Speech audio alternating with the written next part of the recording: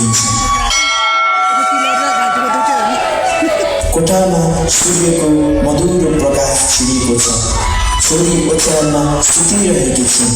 पूजा कोठाबाट आमाले मन्त्र पढिरहनु भएको मधुर स्वर सुनिन्छ।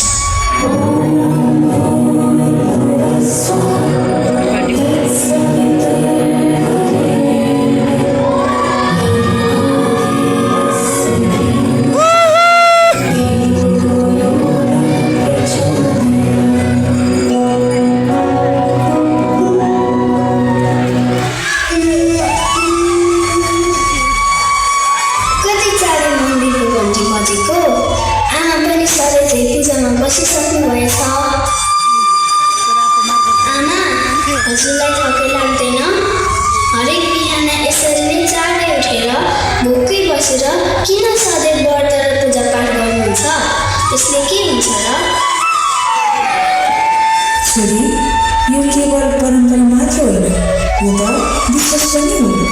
चोरको मनले पूजापाठ गर्दा र श्रद्धापूर्वक व्रत बस्दा भगवान शिव प्रसन्न हुनुहुन्छ अनि हामीले आफ्नै मनले चिताएको जस्तो वर उहाँले जुराइदिनुहुन्छ।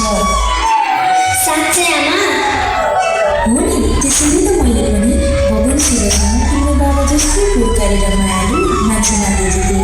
हेर त, पछि मैले भने जस्तै वर पाएँ। बुझौ छोरी? बुझेँ आमा।